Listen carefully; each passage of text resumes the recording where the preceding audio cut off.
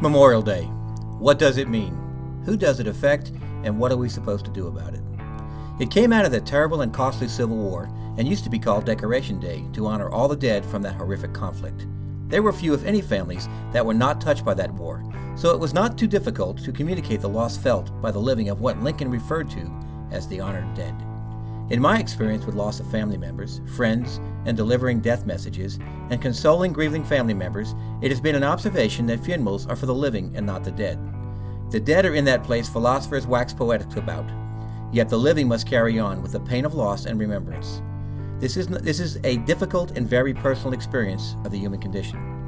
In my time as a police officer and a soldier, I have experienced a different kind of shared loss and remembrance, losing both fellow soldiers and fellow police officers in two very different yet similar conflicts, the war on crime and what we are calling the war on terror. We just recently had our Police Memorial Day honoring the officers who have made the ultimate sacrifice. Their wives, mothers and fathers, siblings and children share in a communal grief over someone willing to die for others, for a cause they believe in so much. Since 9/11, this generation has been forced to play its role in the political experiment we call America. On that day, a record number of firemen, policemen, medical personnel, and other rescue workers gave their lives. The nation in general, and the New York community in particular, shared that grief and tried in some ways to mitigate the pain of surviving family members and honor the living. Before that date, and in the ensuing decade, a police officer, firefighter, or rescue worker continues with too much frequency to give their lives for their members of their community. We try to take care of their families, and we honor them for their sacrifice. They are honored as they should be by the local community, in a kind of communal grieving, a step removed from the personal grief of losing a family member. The difference between those losses and the loss of a soldier, sailor, airman, Coast Guardman, or Marine is not so much in the manner of sacrifice, as heroic and unmeasurable as it is, but where they die and who they die for. Their losses have the personal attributes of losing a family member: mothers, fathers, siblings, wives, husbands, grandparents, and most of all the children. The problem sometimes comes in the communal loss, the community taking part in a shared grief. Some communities do this better than others, but it has been my experience with the soldiers I have been privileged to serve with who died so far away is they do not shrink from the ultimate sacrifice, but beg to not be forgotten. They ask in the larger community we call a nation that Americans they do not know and have never met will appreciate what they are giving up and why. Most of the servicemen who have died in wars past and continue to die as we speak are the lower ranking and the young. It is the nature of war and the high price of freedom.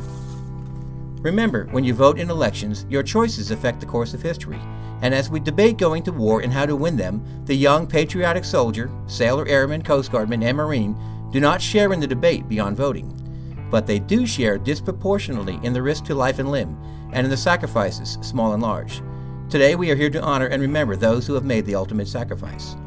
America has made Memorial Day a family day. Go shopping, go to the beach, visit relatives, take in a ball game, celebrate life. That is okay. Enjoy your hard-earned freedom.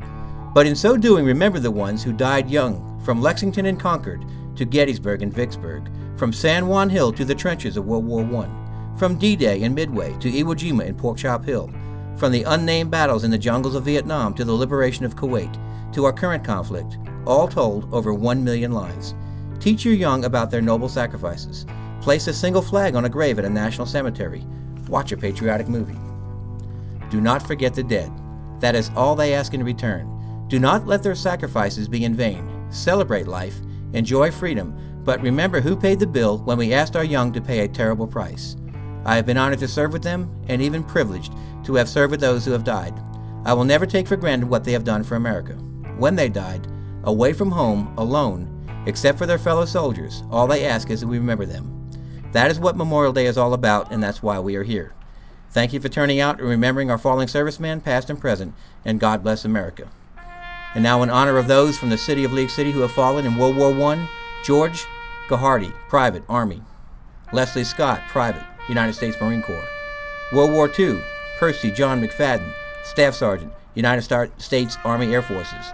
Richard Joseph Thompson, Second Class Petty Officer, United States Navy. From Vietnam, James M. Floyd, Specialist 4, United States Army. Michael K. Woodcock, Private First Class, United States Army. And from Operation Iraqi Freedom, Ray Joseph Hutchison, Specialist, United States Army. Philip A. Jordan, Gunnery Sergeant, United States Marine Corps. and Barry Meza, Sergeant, United States Army.